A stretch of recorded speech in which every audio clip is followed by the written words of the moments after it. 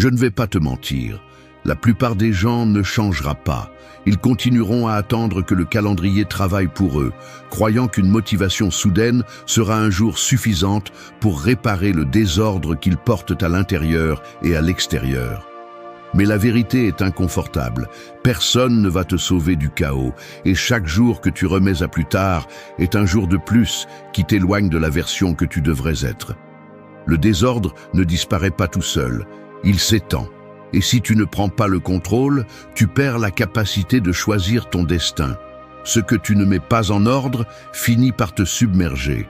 Le stoïcisme n'est pas une pause intellectuelle, ni une liste de belles phrases à partager sur les réseaux sociaux. C'est une méthode brutalement honnête pour remettre la vie en ordre en commençant par les bases, corps, argent, esprit et environnement. Sénèque l'a dit clairement. Ce n'est pas que nous ayons peu de temps, mais que nous en perdons beaucoup. Celui qui attend le moment idéal est déjà en train de perdre. Il ne s'agit pas de théoriser, il s'agit d'appliquer, de nettoyer le terrain et de construire une structure, même si cela coûte, même si cela fait mal. Le véritable changement est silencieux, il n'a pas besoin de témoins, juste de discipline. Si tu veux arriver en 2026, en étant méconnaissable par rapport à ton moi actuel, tu vas devoir te débarrasser du fardeau, construire des routines solides et protéger tes limites comme si ta vie en dépendait, car au fond, elle en dépend. Parle moins, fais plus, parce que seuls ceux qui agissent transforment. Ici, tu commences à cesser d'être un spectateur. 1. Organise d'abord ton corps et tes finances. La réalité est plus dure que ce que tu veux admettre. Tant que tu continues à justifier le désordre dans ton corps et dans tes finances, toute idée de changement n'est qu'une fantaisie confortable, un réconfort pour ne pas te sentir trop perdu.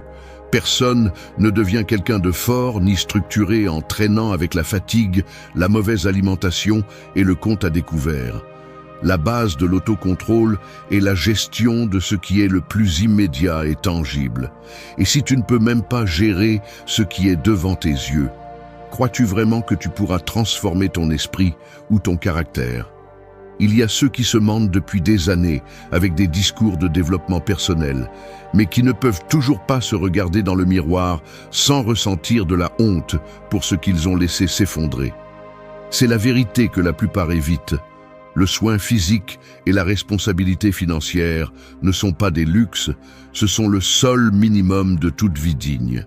Il ne s'agit pas d'attendre de ressentir l'envie, ni de chercher la motivation parfaite. Ce qui te maintient dans l'impasse n'est pas le manque d'informations, c'est la décision de tolérer la médiocrité dans ce que tu manges, dans la façon dont tu bouges et dans la manière dont tu gères ton argent. Sénèque l'a dit sans détour.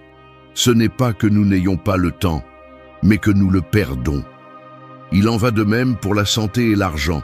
Ce n'est pas que tu ne peux pas, c'est que tu remets à plus tard parce que tu t'es entraîné à tolérer l'inconfort jusqu'à ce qu'il devienne une partie de ton identité. Il y a une dette invisible qui ne fait que croître, la dette envers ton propre corps qui te facture chaque jour où tu te lèves sans énergie, et la dette envers ton avenir, qui paiera les intérêts de tes dépenses impulsives et irresponsables. Il n'y a pas d'excuse valable. Ni la génétique, ni l'enfance, ni la situation économique ne justifient l'abandon volontaire. Beaucoup utilisent l'argument du bien-être émotionnel pour s'auto-tromper et vivre dans le confort du désordre. Mais la véritable paix mentale commence lorsque tu démontres, par des actes, que tu peux gouverner l'essentiel. Musonius Rufus enseignait que la vertu se pratique dans le quotidien, et il n'y a pas de vertu à se laisser aller. Réparer ton corps signifie s'entraîner chaque jour, même si cela fait mal, mettre des limites à ce que tu manges, et faire du repos une véritable priorité, pas une récompense que tu te donnes seulement lorsque tu te sens épuisé. Réparer tes finances, c'est arrêter d'acheter sur un coup de tête, analyser chaque dépense comme si c'était un investissement dans ta liberté et mettre de côté la peur de regarder ton propre relevé de compte. Tu veux un changement?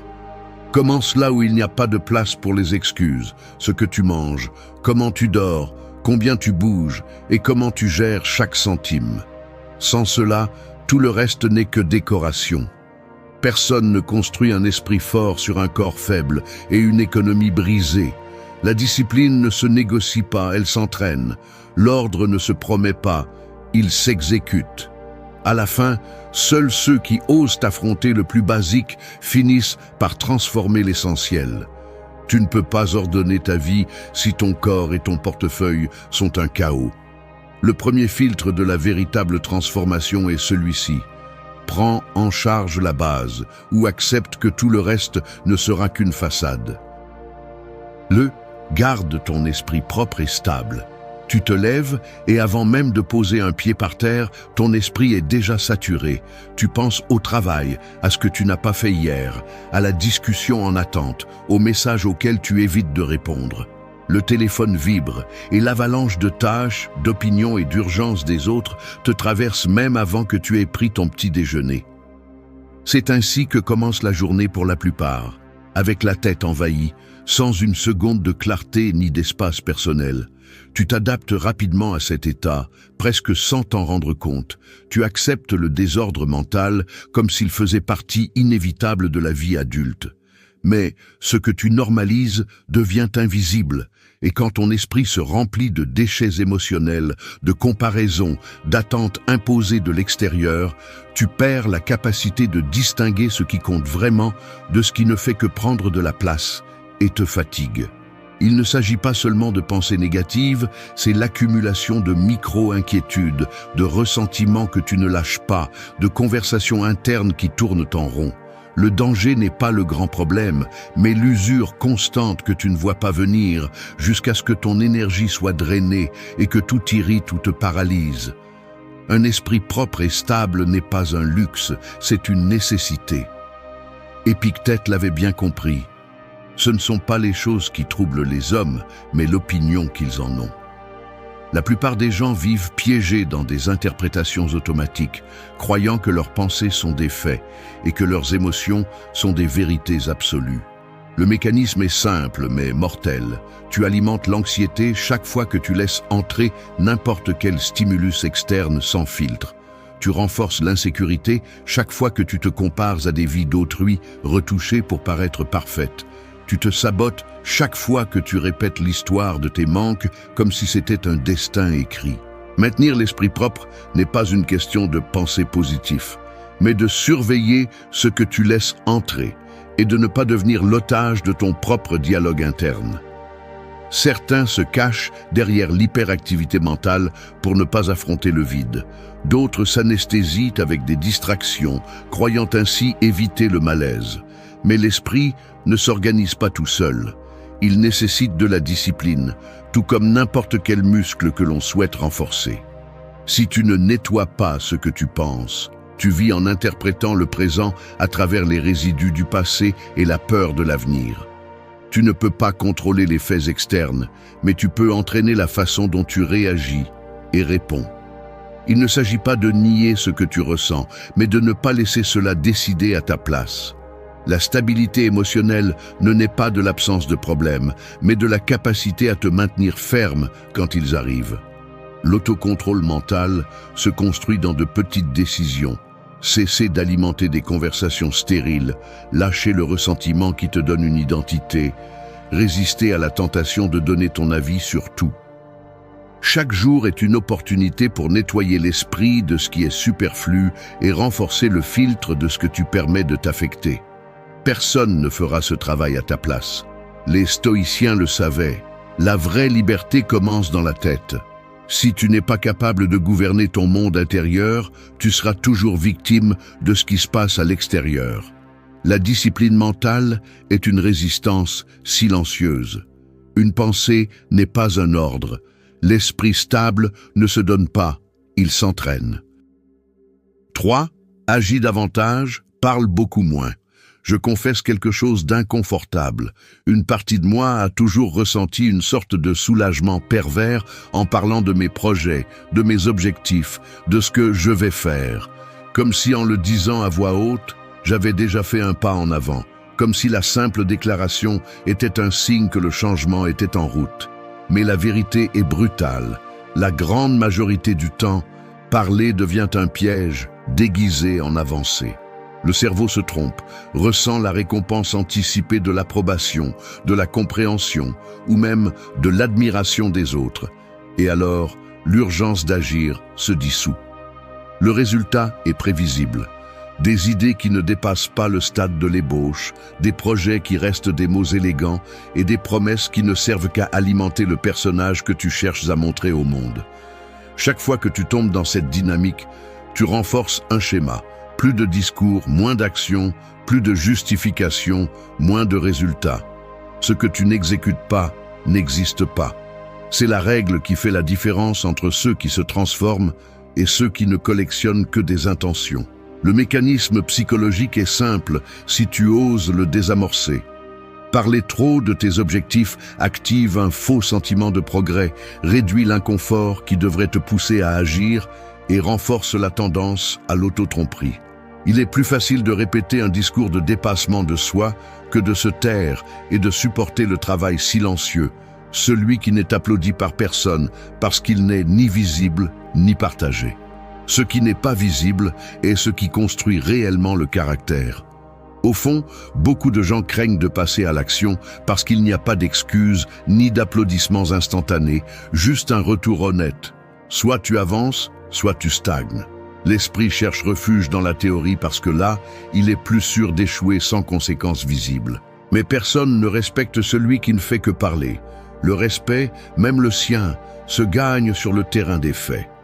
Si tu analyses honnêtement les moments où tu as le plus grandi, tu verras qu'aucun d'eux n'a été annoncé. Le véritable changement se produit lorsque tu en as assez du son de tes propres promesses et que tu décides d'agir même si personne ne regarde. Agir, c'est se confronter à l'inconfort réel. C'est accepter que tu peux échouer, que tu peux être médiocre au début, que la discipline ne se ressent pas bien tout de suite. Mais c'est là que se construit la structure interne. Parler est facile, parce que c'est bon marché. Cela ne coûte rien d'autre que de l'air. Agir a un prix. Cela exige de toi du temps, de l'énergie, des renoncements et surtout de la cohérence. Marc Aurèle le résumait sans fioriture. Ne perds plus de temps à discuter de ce qu'est un homme bon. Sois-en un. Cette phrase renferme l'essence. Le monde est saturé d'opinions et pauvre en exemples. Si tu veux que ta vie change avant 2026, le premier pas est drastique. Réduis au minimum l'exposition verbale de tes plans. Non pas parce qu'ils sont secrets, mais parce que tu as besoin de cesser de t'anesthésier avec l'illusion que parler équivaut à avancer. Parler moins est un filtre d'engagement. Cela t'oblige à rendre des comptes uniquement à tes propres résultats. L'action silencieuse est celle qui transforme réellement. Le reste n'est que bruit pour la galerie. Personne ne devient méconnaissable par ce qu'il dit, seulement par ce qu'il soutient par des faits. Tais-toi et fais-le. C'est la ligne entre celui qui évolue et celui qui reste à répéter des versions améliorées de ses vieilles excuses. 4. Laisse aller ce qui ne te propulse plus. Un tiroir rempli d'objets inutiles, des reçus qui ne servent plus, des câbles d'appareils que tu as jetés il y a des années, de petits morceaux cassés que tu as gardés au cas où et qui ne font que prendre de la place. Chaque fois que tu essaies de chercher quelque chose d'important, tes mains se heurtent à cette accumulation silencieuse. Il en va de même dans la vie. Tu continues à traîner des liens, des routines et des versions anciennes de toi-même qui ne t'apportent plus rien, mais tu insistes à les conserver par habitude ou par peur du vide. Il y a une résistance presque physique lorsque tu fais face à l'idée de lâcher ce qui a fonctionné un jour, même si aujourd'hui c'est juste un poids mort. L'attachement se ressent comme une corde invisible qui te lie au passé, mais en réalité, c'est juste une excuse pour ne pas avancer. La croissance exige de l'espace, et l'espace n'apparaît que lorsque tu décides de sortir du tiroir, ce qui gêne, et de ne plus jamais le ranger. Fais attention aux gestes inconscients, le message auquel tu réponds par obligation, la réunion que tu acceptes même si elle te draine, le vêtement que tu ne portes plus, mais que tu gardes au cas où tu perds du poids, la conversation usée que tu répètes avec quelqu'un qui te mène toujours au même point mort. Ces petites actions quotidiennes, accumulées, te maintiennent attaché à ce qui ne te propulse plus. L'habitude est confortable, mais le confort ne construit rien de solide. Si tu veux vraiment changer, il ne suffit pas d'ajouter de nouvelles routines ou d'apprendre de nouvelles théories. Tu dois nettoyer le fond, te débarrasser de ce qui prend de la place, même si cela implique de l'inconfort ou un deuil temporaire. Le détachement réel n'est ni indifférence ni froideur. C'est une forme de respect pour ton temps et ton énergie. L'erreur la plus courante est de confondre loyauté et stagnation. Le stoïcisme n'a jamais proposé de supporter ce qui t'ancre juste par peur de paraître inconstant. Sénèque l'a dit clairement. Il n'y a pas de vent favorable pour celui qui ne sait pas vers quel port il se dirige. Si ton quotidien est rempli de ce qui ne compte plus, tu n'auras jamais la clarté nécessaire pour savoir où tu veux aller. Lâcher prise fait mal, mais rester te coûte la vie que tu pourrais être en train de construire. La discipline de lâcher prise n'est pas un acte dramatique. C'est une série de petites décisions, presque invisibles, qui te redonnent le contrôle. Tu cesses de répondre à des messages inutiles. Tu dis non sans te sentir coupable. Tu te permets de clore des cycles sans le rituel du regret. C'est ainsi que l'on entraîne la liberté intérieure. On se libère dans l'action, pas dans l'intention. Tout ce qui a bien commencé ne mérite pas de rester pour toujours. Il y a des relations qui n'ont de sens que dans certains chapitres, des habitudes qui étaient utiles mais qui sont maintenant des chaînes, des objectifs anciens qui ne te représentent plus. L'attachement est l'ennemi silencieux du progrès. Si tu n'oses pas vider le tiroir, chaque tentative de changement ne sera qu'une accumulation sur accumulation, jusqu'à ce que le poids te paralyse. Choisis ce qui te propulse, laisse le reste derrière. Sans espace, il n'y a pas d'avancée. La phrase est simple et brutale. Ce que tu ne lâches pas te retient. Personne n'évolue en portant ce qui a déjà terminé sa fonction. La véritable force ne réside pas dans le fait de tout supporter, mais dans le savoir qu'en laisser aller. 5. Défends tes limites et protège-les sans excuse. Tu n'as pas le droit de te plaindre de ton épuisement si tu n'as jamais protégé tes propres limites. Chaque fois que tu cèdes par peur de déranger, tu offres une partie de ton énergie en échange de rien. C'est ainsi que l'épuisement devient ton état naturel, parce que tu as ouvert la porte à tout ce qui te draine et à tous ceux qui ne savent que demander, mais ne rendent jamais. Personne ne respectera tes frontières si tu les piétines toi-même, si tu es le premier à les trahir. La vie ne te demandera pas la permission de t'envahir. C'est pourquoi tes limites doivent être non négociables, pas un doux désir ni une suggestion déguisée en politesse. Arrête d'attendre que ton environnement comprenne comment tu te sens ou combien tu peux tolérer. Le monde ne s'arrête pas pour prendre soin de toi. Cette tâche t'incombe uniquement. Le plus facile est de justifier le manque de limites avec des phrases comme « je ne veux pas être égoïste » ou « c'est pour éviter les conflits ». Mensonge. C'est une faiblesse camouflée sous de bonnes intentions. Le prix à payer pour ne déranger personne est de vivre mal à l'aise avec soi-même. Chaque fois que tu dis oui alors que tu voulais dire non, tu t'abandonnes un peu plus. Chaque fois que tu permets un manque de respect, une invasion de ton temps, une demande absurde sur ton énergie, tu envoies un seul message. Tes besoins valent moins que ceux des autres. Ce n'est pas de l'altruisme, c'est de la peur du rejet. Et cette peur, si tu ne la coupes pas à la racine, te transforme en otage de la volonté d'autrui. Il n'y a pas d'autodiscipline sans limite claire. Il n'y a pas de paix mentale si ta journée dépend de l'agenda des autres. Sénèque l'a dit sans pitié. Celui qui plaît toujours aux autres finit par se mépriser lui-même. La réalité est que personne ne t'admirera pour te consumer jusqu'à l'épuisement. Ils apprendront seulement à exiger plus, à consommer jusqu'à ce qu'il ne reste rien. C'est pourquoi, trace tes lignes et rends-les visibles, non pas comme une menace, mais comme une déclaration de ta valeur. Ton temps n'est pas infini, ton énergie non plus. Tu n'as pas à donner d'explications éternelles, ni à demander pardon pour te protéger. Les gens forts ne demandent pas la permission de prendre soin d'eux-mêmes.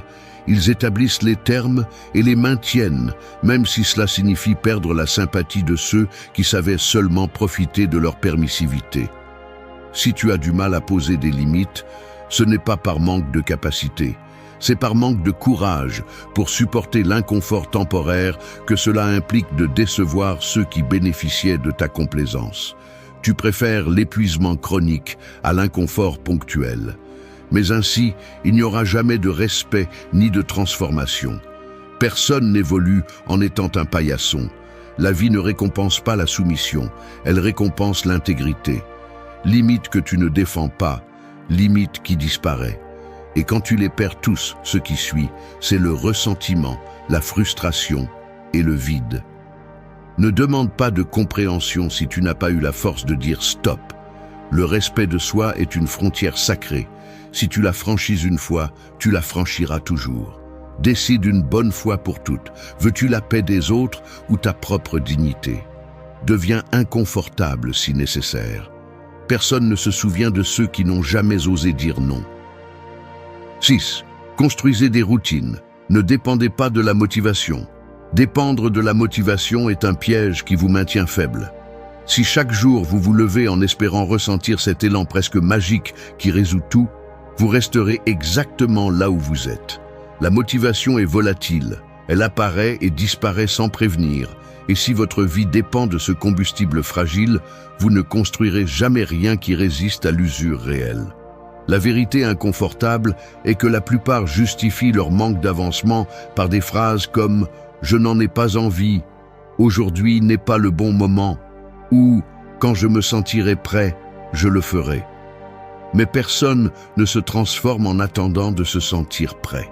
Ce qui distingue ceux qui changent de ceux qui restent les mêmes, ce n'est pas l'étincelle d'un jour, mais la structure quotidienne qui se maintient même lorsque tout coûte le double. Vous êtes le résultat des répétitions, pas des enthousiasmes passagers. Si votre seule source de mouvement est l'émotion du moment, votre vie sera une montagne russe sans contrôle ni direction. Il est facile de tomber dans l'illusion que vous devez vous sentir inspiré avant d'agir.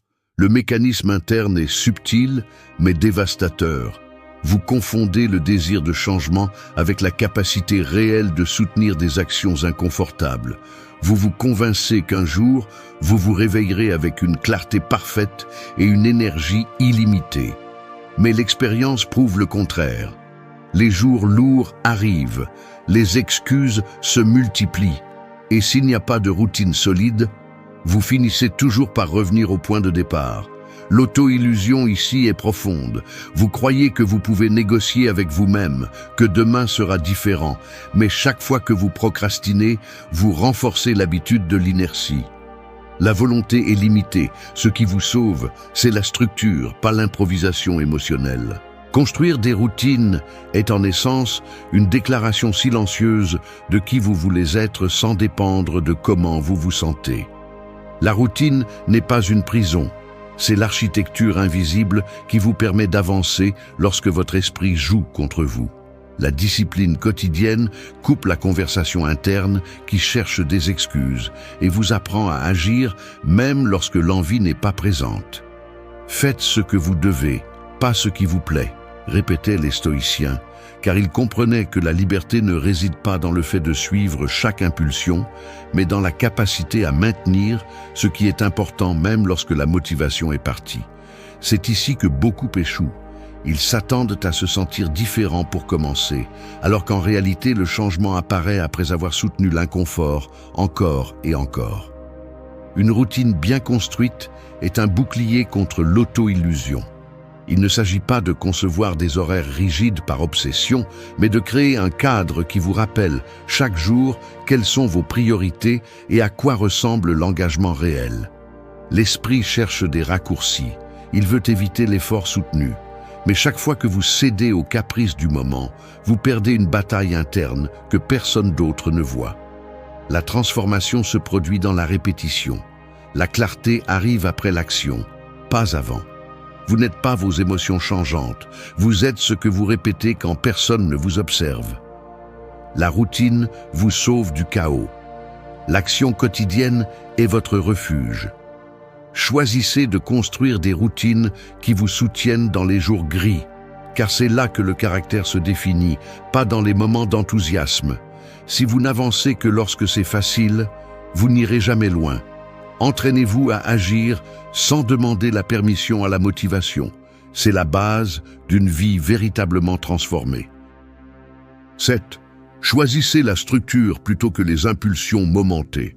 Vous vous asseyez devant l'ordinateur après une journée ordinaire, l'horloge indique une heure absurde pour rester éveillé, et pourtant, vous êtes là, naviguant entre des onglets ouverts qui ne mènent à rien, vérifiant encore une fois les réseaux sociaux, passant d'une tâche à l'autre sans en terminer aucune. Le dîner a été la première chose qui s'est présentée, l'entraînement a encore été reporté à demain, et la sensation d'avoir laissé des choses inachevées se mêle à une anxiété sourde qui ne disparaît jamais. Ce n'est pas un hasard. C'est le résultat direct de vivre soumis aux impulsions du moment, réagissant à chaque stimulus au lieu de décider avec clarté. Ainsi se construit une vie qui semble occupée mais qui, si vous la regardez de près, n'est remplie que de fragments disjoints et de décisions prises par inertie. La racine de ce désordre est simple, bien que difficile à admettre.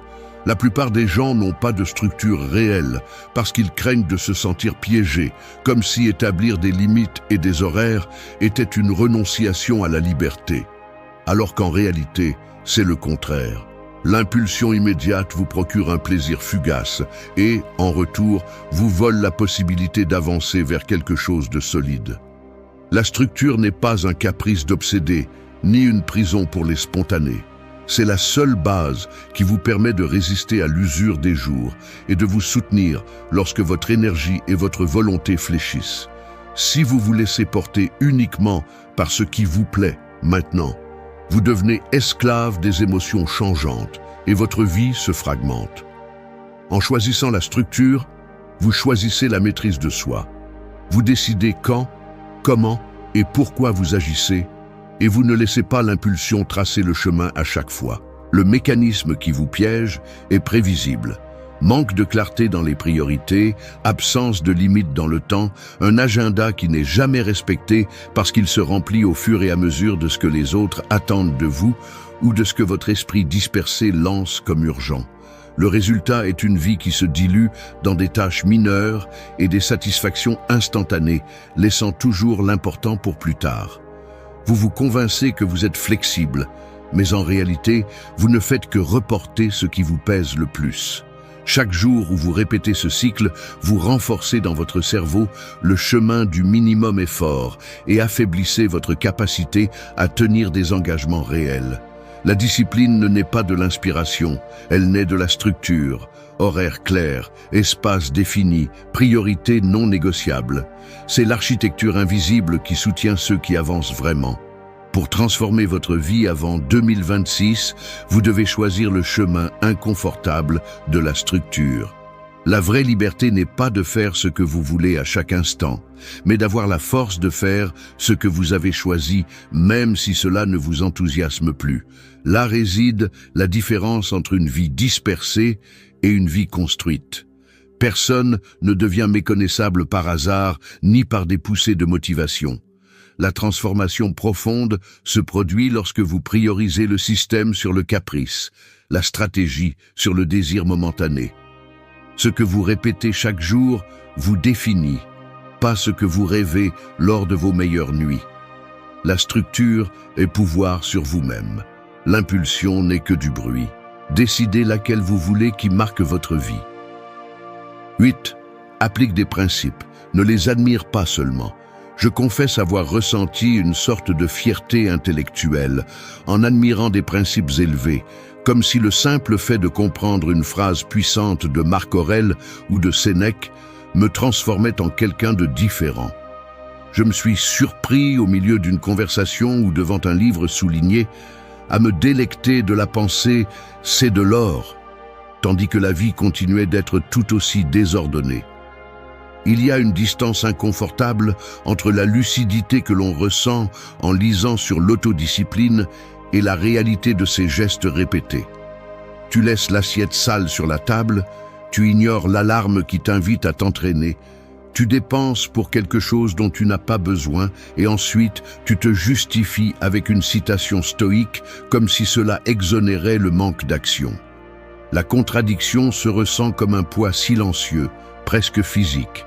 Tu reconnais la valeur du principe, mais tu le laisses suspendu comme un ornement sur le mur mental, sans le ramener sur terre, où il est vraiment douloureux de l'appliquer. S'observer dans le quotidien est inconfortable. Tu remarques comment tu peux réciter le concept de contrôler ce qui dépend de toi. Mais face à la première frustration, le geste est de serrer les mâchoires, de lâcher une plainte et de chercher un soulagement immédiat dans n'importe quelle distraction. Tu ressens de l'admiration pour la tempérance, mais tes doigts tambourinent anxieusement sur la table lorsque quelque chose ne se passe pas rapidement. Tu gardes l'idée de vivre selon la nature, mais ton corps souffre du manque de sommeil et de l'alimentation improvisée. Il y a une sorte de culte au principe, mais une allergie à la pratique. Le véritable changement, cependant, ne se remarque pas dans le discours, mais dans les micro-décisions. Dans la façon dont tu termines une conversation qui t'épuise, dans la manière dont tu choisis de ne pas répondre à une provocation, dans l'instant exact où tu remets à plus tard le désir de gratification pour soutenir la structure que tu t'es promise. Si tu prends le temps de regarder les détails, tout change.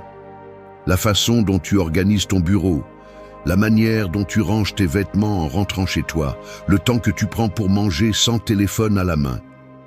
C'est là que se joue le respect d'un principe, non dans l'exaltation philosophique, ni dans l'admiration passive. La cohérence se mesure à ce que tu fais quand personne ne te regarde, dans les petits gestes qui, répétés, t'entraînent ou te brisent. Un principe non appliqué n'est qu'une décoration mentale. C'est la ligne iconique qui devrait te poursuivre chaque fois que tu ressens l'envie d'applaudir une idée sans l'intégrer dans ton agenda. La différence entre ceux qui changent réellement et ceux qui ne collectionnent que des phrases est brutalement visuelle. Certains ont des routines claires, des espaces propres, des relations ordonnées par des limites fermes et une fatigue qui a du sens. Les autres, une accumulation de théories, un chaos quotidien et une anxiété qui grandit à mesure qu'ils admirent ce qu'ils n'exécutent jamais.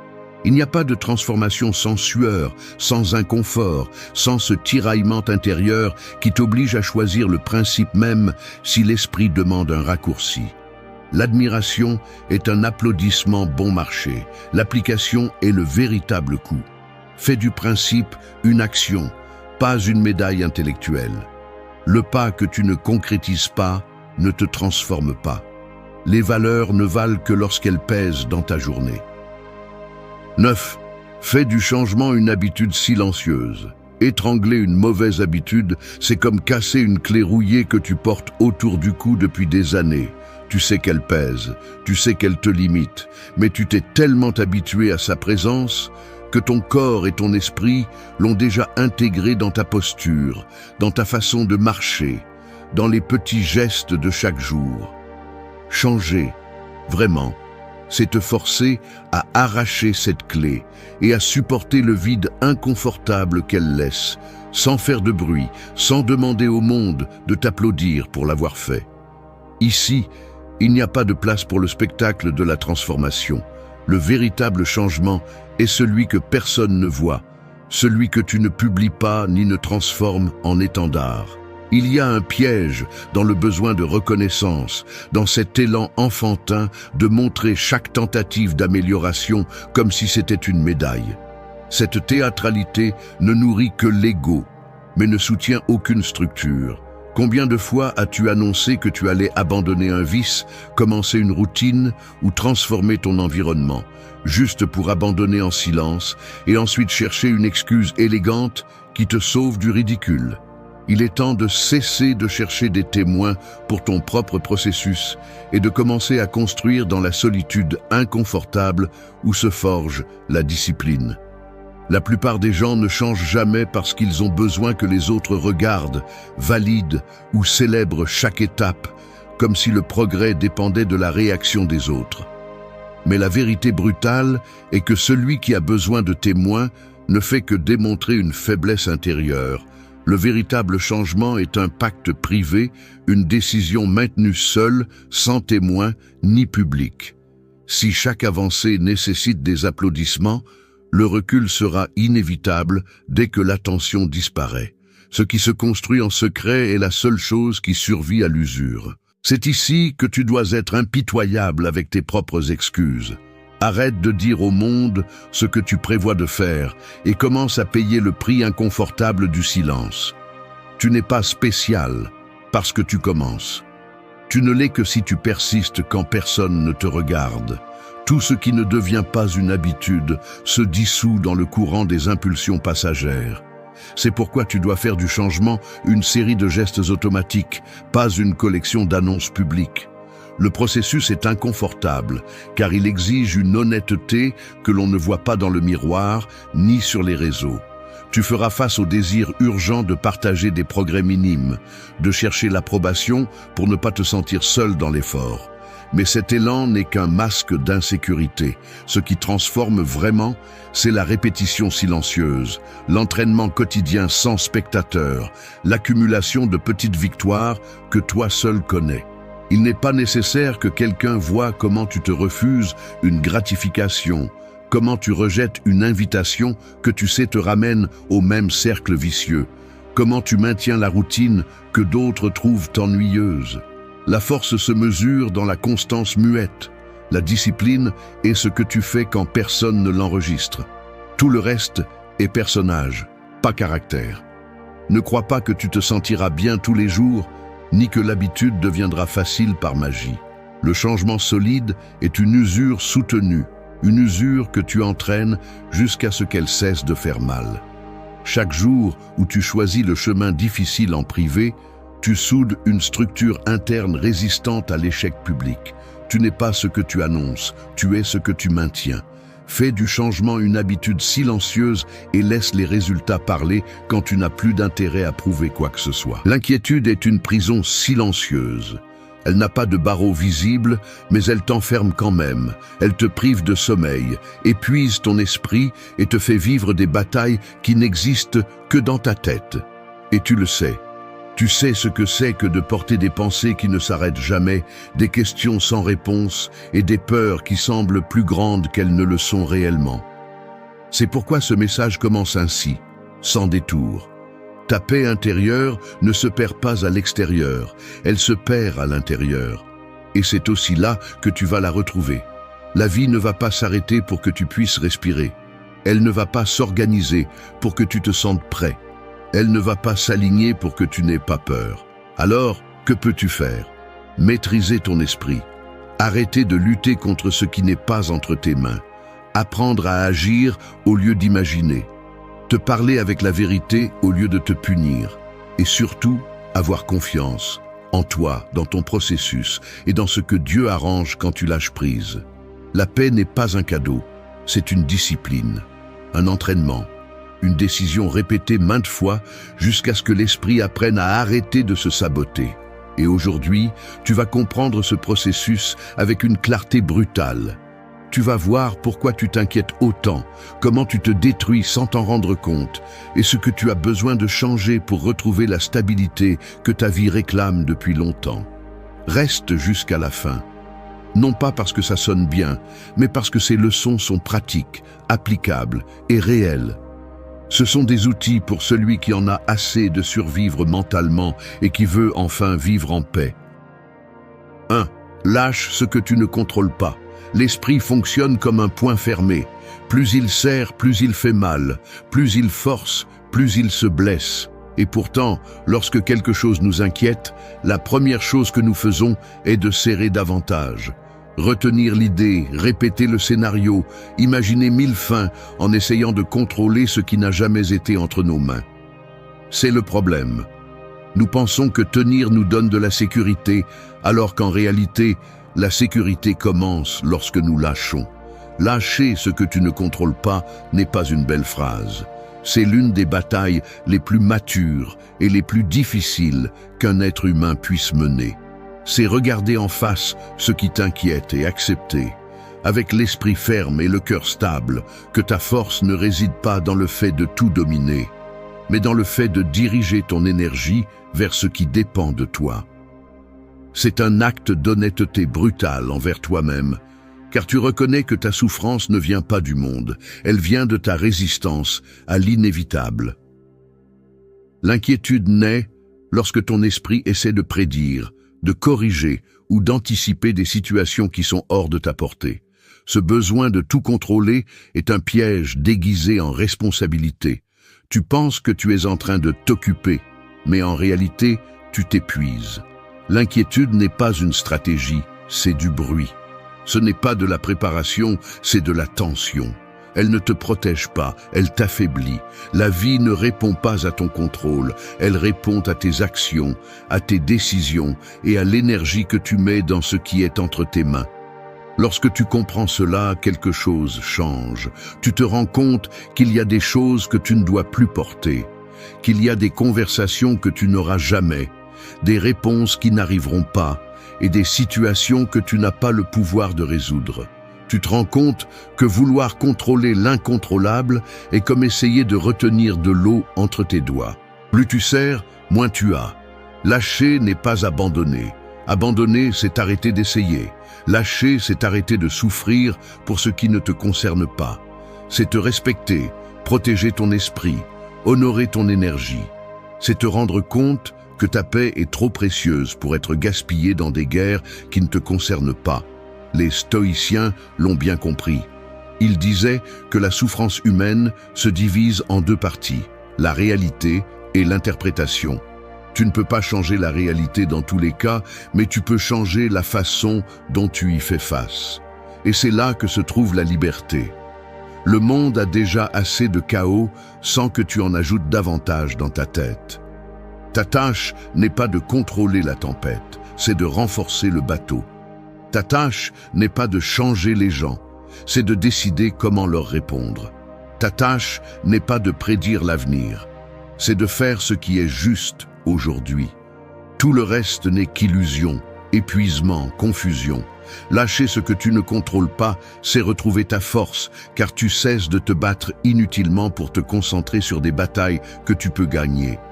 Pour y parvenir, tu dois t'entraîner à quelque chose que l'on ne nous enseigne presque jamais, l'acceptation. L'acceptation n'est pas de la passivité, c'est de la clarté. C'est te dire la vérité sans l'adoucir. C'est reconnaître ce qui est sous ton influence et ce qui est hors de ta portée. Et lorsque tu as cette clarté, l'esprit cesse d'inventer des histoires qui te blessent. L'inquiétude perd de sa puissance. L'anxiété diminue. Un espace mental apparaît là où il y avait auparavant du bruit. Lâche ce que tu ne contrôles pas pour que tu puisses tenir fermement ce qui dépend de toi. Lâche pour libérer ton énergie. Lâche pour retrouver ton équilibre. Lâche parce que ta paix vaut plus que toute tentative désespérée de contrôler la vie. Et lorsque tu le fais enfin, tu ne respires pas seulement, tu renais. 2. Agis au lieu de t'inquiéter. L'inquiétude est comme courir sur un tapis roulant. Elle te fatigue, t'accélère, te remplit de tension, mais ne te mène nulle part réel. Elle semble être un effort, elle semble être de l'attention, elle semble être de la responsabilité, mais elle ne construit rien. En revanche, l'action, même la plus petite, est comme faire un seul pas dans le monde réel. Elle te déplace, elle te sort de l'impasse mentale, elle change quelque chose, même si c'est peu.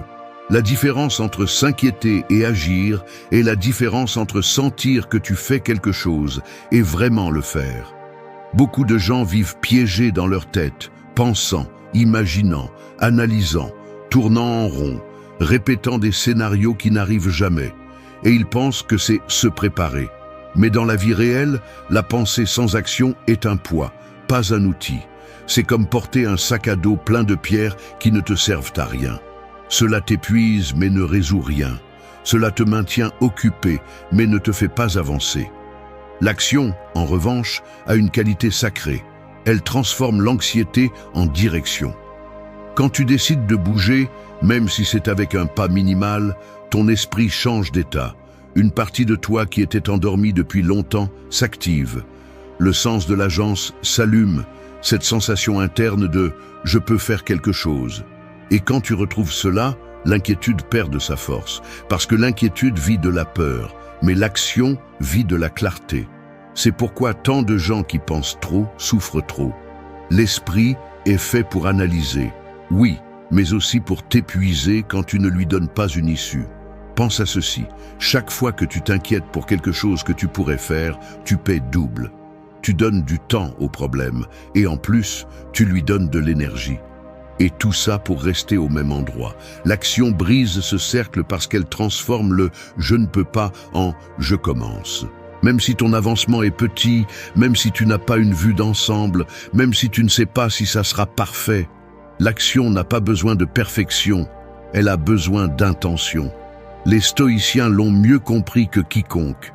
Ils disaient que la souffrance se multiplie quand nous restons dans l'esprit au lieu de nous mouvoir dans la vie. Pour eux, l'action correcte était un antidote contre l'incertitude, car elle mettait l'individu en direction de son destin au lieu de rester paralysé par ce qu'il ne pouvait pas contrôler. L'action n'élimine pas tous les problèmes, mais elle en élimine un très important, la paralysie. Agir ne signifie pas toujours faire quelque chose de grand. Parfois, c'est envoyer un message en attente, ranger ton espace, marcher 10 minutes pour te dégager l'esprit, prendre une petite décision que tu as évitée, commencer une tâche sans penser à la terminer. Ces mouvements brisent l'inertie mentale et te rendent une sensation de stabilité interne que l'inquiétude ne pourra jamais te donner. Parce que l'inquiétude t'affaiblit, mais l'action t'organise. L'action est aussi une forme de dialogue avec toi-même. Elle te dit « je suis en charge, j'avance, je ne me cache pas derrière la peur ». Et quand ton esprit entend cela, il change, il se calme, il s'aligne, il commence à avoir confiance. L'inquiétude, en revanche, te parle depuis la méfiance totale. Elle te dit « quelque chose de mauvais peut arriver, tu n'es pas encore prêt, attends un peu plus, imagine le pire scénario ». Et si tu l'écoutes trop, tu deviens esclave de tes propres pensées. C'est pourquoi ce point est fondamental. S'inquiéter ne te prépare pas, mais agir, oui. Tu n'as pas besoin d'avoir un plan parfait, tu as besoin du premier pas. Tu n'as pas besoin de garantie, tu as besoin d'intention. Tu n'as pas besoin de tout savoir, tu as besoin de bouger. 3. Organise tes pensées. L'esprit peut sembler être une maison pleine de pièces ouvertes, où tout est mélangé. Des souvenirs éparpillés sur le sol, des peurs rangées dans des tiroirs qui ne se ferment jamais, des idées qui entrent et sortent comme si elles avaient la permission de tout désorganiser. Quand cette maison intérieure est dans cet état, l'inquiétude grandit. Non pas parce que les problèmes sont gigantesques, mais parce que ton esprit est trop chaotique pour les voir clairement. Quand les pensées ne sont pas organisées, l'esprit devient son propre ennemi. Organiser tes pensées ne signifie pas les rendre parfaites, c'est mettre chacune à sa place pour qu'elle ne te gouverne pas. L'inquiétude se nourrit du désordre mental. Quand tu ne classes pas ce que tu ressens, ce que tu imagines et ce qui se passe réellement, ton esprit mélange tout et le transforme en une menace. C'est de là que vient l'anxiété. C'est de là que viennent les scénarios tragiques. C'est de là que vient cette voix intérieure qui exagère, dramatise et répète des choses qui ne sont pas vraies. La plupart des gens ne souffrent pas de la réalité. Ils souffrent de ce qu'ils croient que la réalité pourrait devenir. Et cela commence par la pensée. La pensée, lorsqu'elle est désorganisée, crée des tempêtes là où il n'y avait que des nuages. Elle te fait croire que le pire est à venir, même s'il n'y a aucun signe réel de cela. C'est pourquoi cette étape est si importante. Pour retrouver la paix intérieure, tu as besoin de mettre de l'ordre dans ta tête avant d'essayer de mettre de l'ordre dans ta vie. Les stoïciens ont toujours insisté sur ce point. Ils disaient que ce que tu penses détermine comment tu vis, comment tu réagis et comment tu affrontes le monde. L'esprit est la racine de tout. Si la racine est chaotique, les fruits seront l'angoisse, l'exagération et la peur constante. Mais si la racine est claire, les fruits sont la tranquillité, la fermeté et la direction. Organiser ton esprit est une forme de liberté. Pour y parvenir, tu as besoin de quelque chose que très peu de gens pratiquent, séparer les faits des interprétations. Le fait est ce qui se passe. L'interprétation est ce que ton esprit dit qui va se passer. Quand tu ne fais pas cette séparation, ta pensée devient un monstre parce qu'elle mélange le réel avec l'inventé. Et l'inventé est souvent pire que la réalité. Un autre point clé est d'observer tes pensées sans leur donner tout ton pouvoir. Beaucoup de gens croient que penser quelque chose signifie que c'est vrai. Ce n'est pas le cas. Penser n'est pas confirmer. Penser n'est pas prédire. Penser n'est pas recevoir un signal divin de désastre. Penser, c'est juste ça, penser. Mais si tu n'es pas attentif, une pensée négative peut devenir une attaque directe à ta stabilité émotionnelle. Organiser tes pensées implique de les remettre en question. Te demander si ce que tu penses est un fait, une interprétation ou juste une peur déguisée. Cela implique d'écrire ce que tu ressens pour qu'il arrête de tourner dans ta tête. Cela implique de freiner ton esprit lorsqu'il commence à créer des films qui n'existent pas. Quand tu fais ça, tu reprends le contrôle, pas sur le monde, mais sur toi-même. L'esprit désordonné crie, exagère, confond. L'esprit ordonné analyse, priorise et avance. Et voici la partie la plus puissante de cette étape. Lorsque tu organises tes pensées, l'inquiétude perd du terrain car elle n'a plus où se cacher. Elle ne peut pas te manipuler, elle ne peut pas te dominer, elle ne peut pas t'entraîner dans des endroits sombres qui n'existent pas. La clarté mentale est une arme. Ce processus ne nécessite pas la perfection. Il nécessite la pratique. Il nécessite d'identifier ce qui dépend de toi, ce qui ne dépend pas et ce qui n'est que du bruit mental. Lorsque tu réussis cette séparation, ton esprit devient un espace plus propre, plus léger. 4. Laisse le passé t'enseigner. Le passé ressemble à une vieille valise que beaucoup portent sans s'en rendre compte. Peu importe la distance que tu parcours, si tu ne la lâches pas, chaque pas pèse le double. Ce qui est curieux, c'est que cette valise n'est pas remplie de ce que tu as vécu, elle est remplie de ce que tu n'as pas encore appris. Le passé ne fait pas mal pour ce qu'il a été, il fait mal pour ce que tu n'as pas encore compris. Et si tu veux retrouver ta paix intérieure, tu dois transformer l'histoire en maître, pas en punition. Une des raisons pour lesquelles l'inquiétude domine tant ton esprit est parce que tu traînes des culpabilités, des erreurs ou des souvenirs qui agissent comme un filtre sale à travers lequel tu interprètes tout ce qui t'arrive.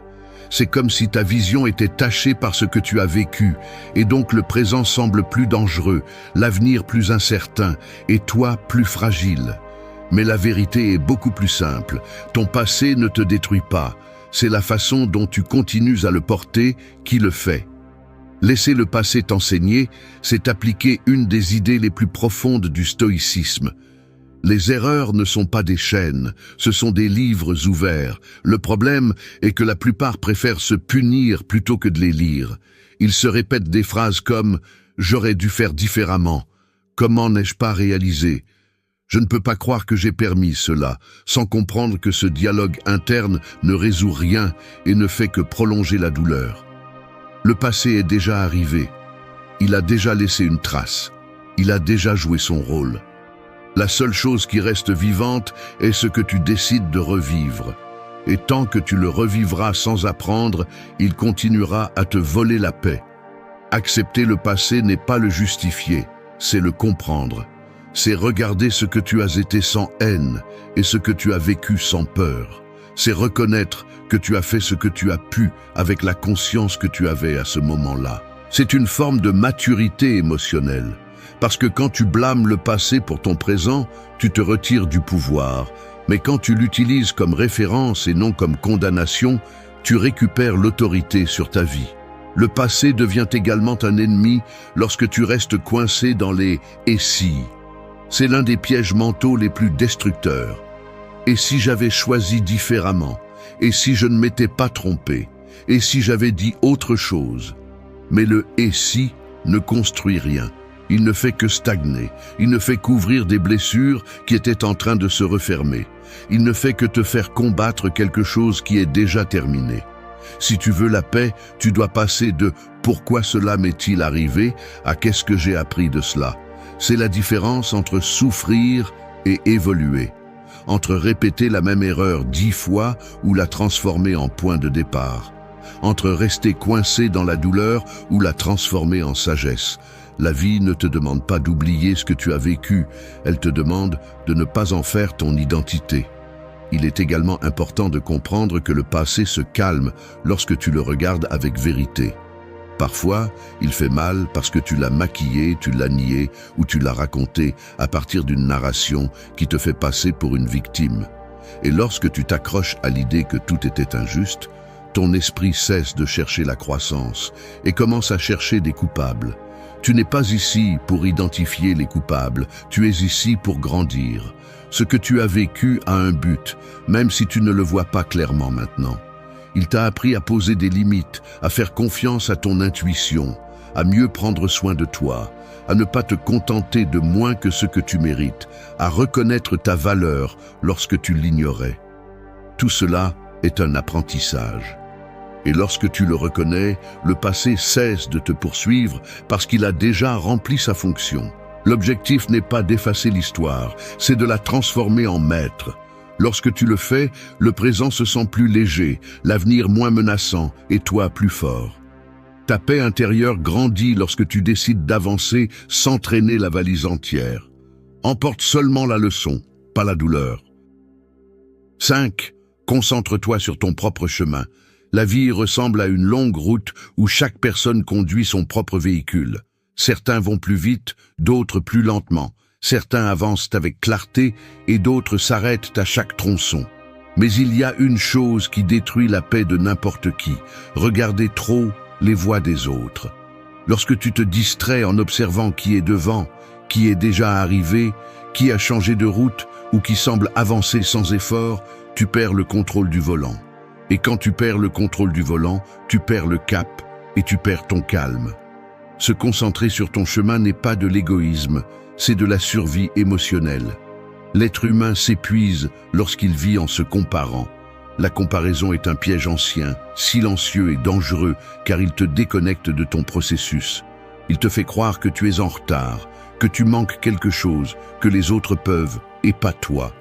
La comparaison te vole de l'énergie, te vole de la clarté et te vole ton identité. Et le pire, c'est qu'elle le fait sans que tu t'en rendes compte. Tu te connectes au réseau, tu vois une réussite étrangère, tu vois une avancée de quelqu'un d'autre et ton esprit commence à t'attaquer sans pitié. Mais voici la vérité dure et libératrice.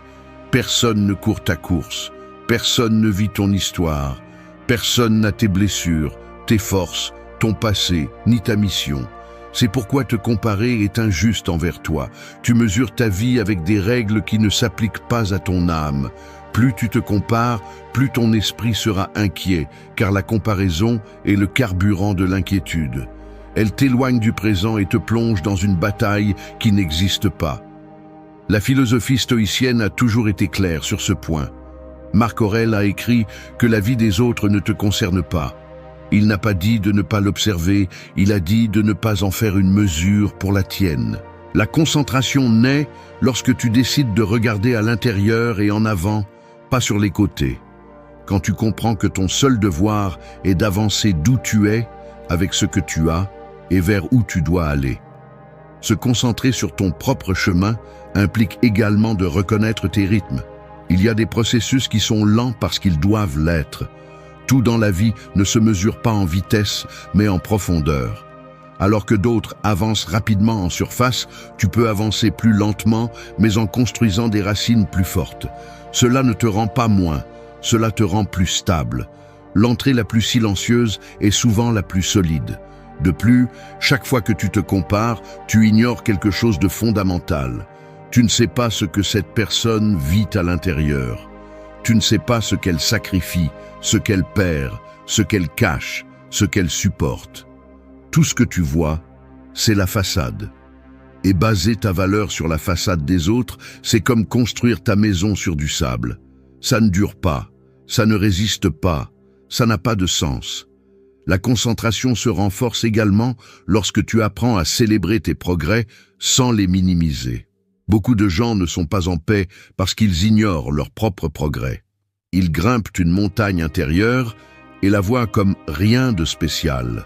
Mais chaque pas que tu as fait, Chaque limite que tu as posée, chaque habitude que tu as changée a de la valeur. Ton processus compte. Ton chemin a du poids. Ton histoire a de la valeur. Lorsque tu commences à reconnaître cela, ton esprit se calme parce qu'il cesse d'exiger des comparaisons impossibles.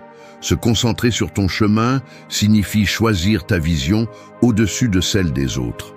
Cela signifie avoir confiance en ton temps, en ton rythme, en tes décisions. Cela signifie savoir que si aujourd'hui tu avances un peu, demain tu seras plus loin qu'hier. Et si aujourd'hui tu n'avances pas, tu n'es pas en retard, tu respires simplement pour continuer. Ta valeur ne dépend pas du nombre de pas que tu fais, elle dépend du fait que tu continues à marcher. 6. Fais attention à ce que tu laisses entrer dans ton esprit. L'esprit fonctionne comme un jardin. Ce que tu laisses entrer devient ce qui pousse. Si tu permets des graines propres, des pensées fermes, stables et tranquilles grandiront.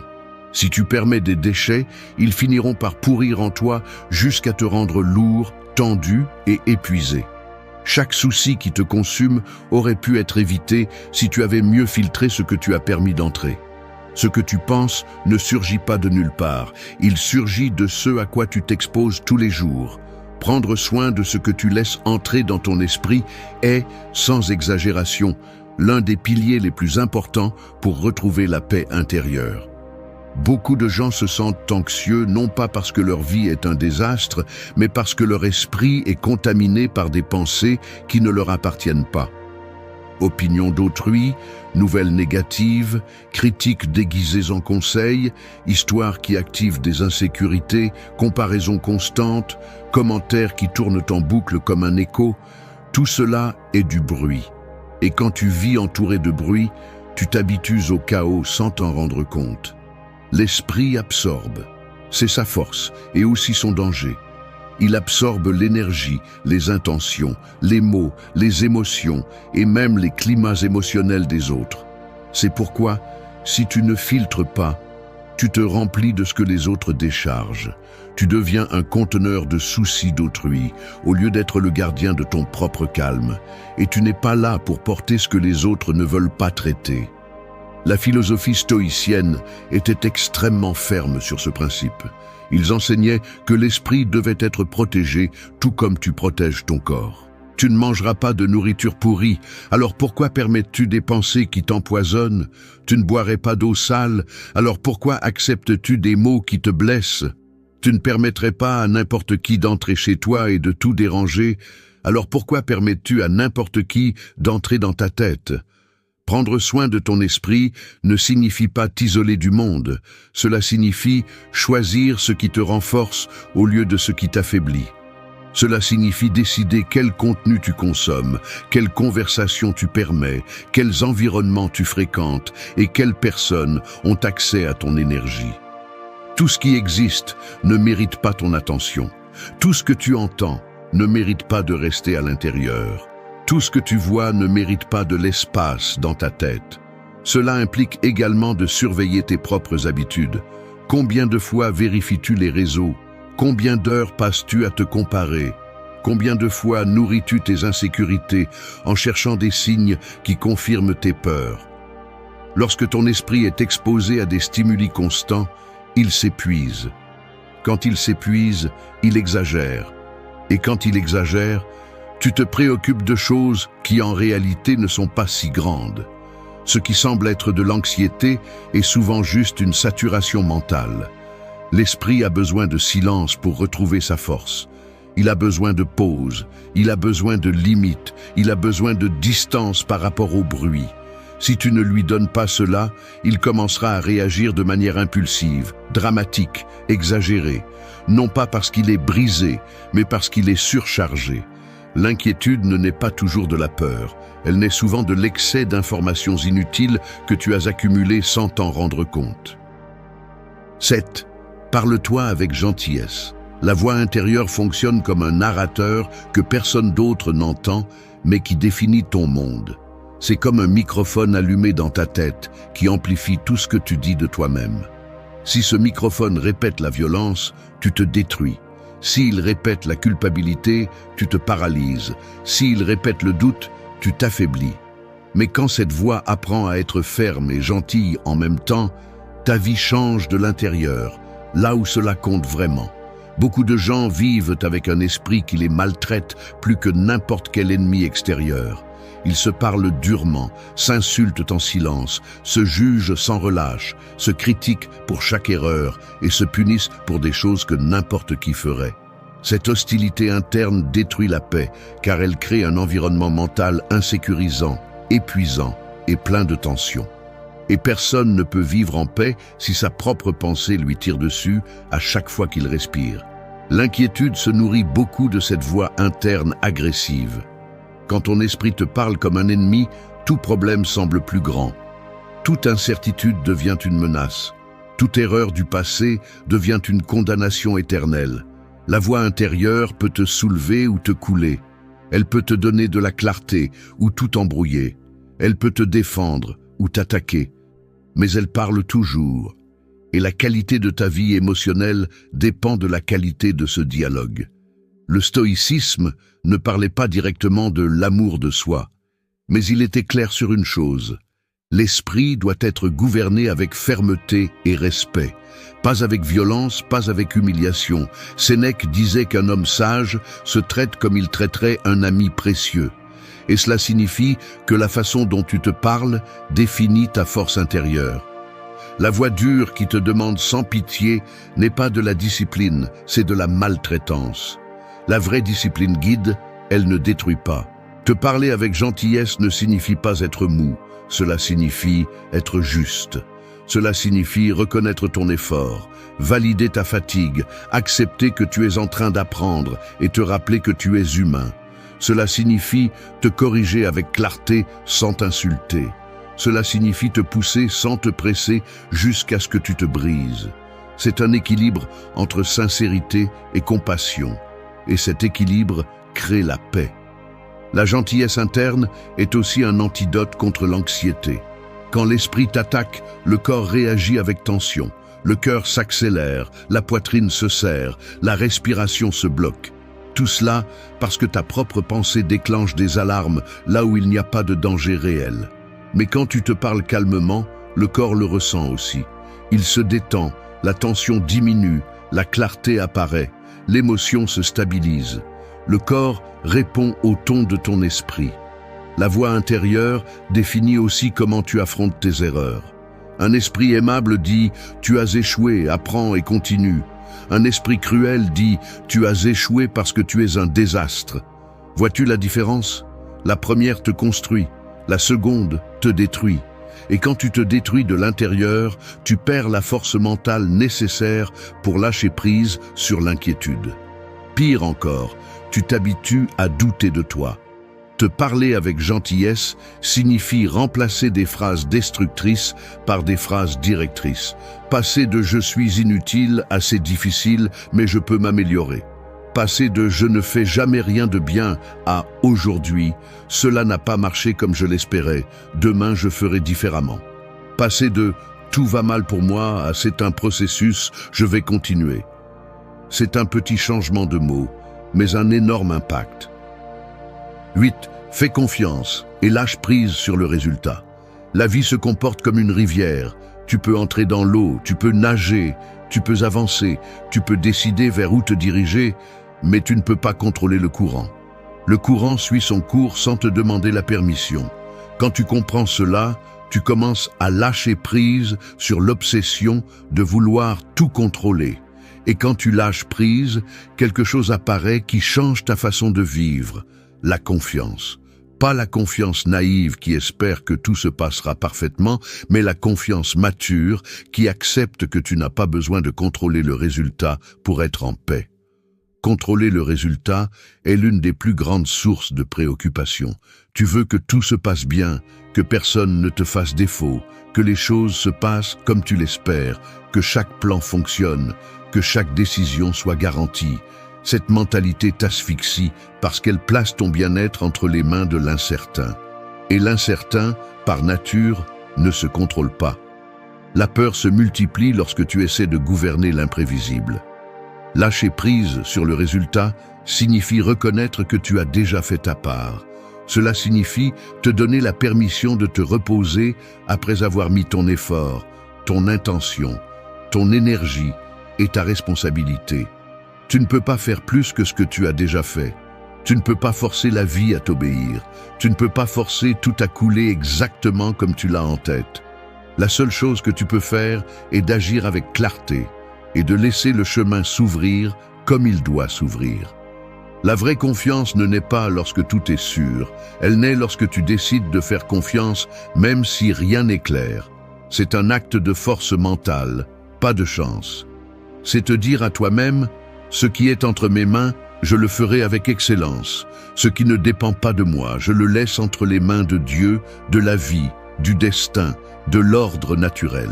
Cette décision te libère de poids qui n'ont jamais été les tiens. Les stoïciens parlaient de ce principe tout le temps. Ils disaient que la vertu réside dans l'action correcte, pas dans le résultat. Le résultat appartient au monde extérieur. L'action t'appartient. Quand tu comprends cela, tu te débarrasses du fardeau de vouloir contrôler ce qui est hors de ta portée. Tu n'es pas responsable que tout se passe bien. Tu es responsable de donner ta meilleure version sans détruire ta paix. Lâcher prise signifie aussi avoir confiance en ce qui ne fonctionne pas. Cela te montre un chemin. Que les portes fermées sont des redirections, pas des punitions.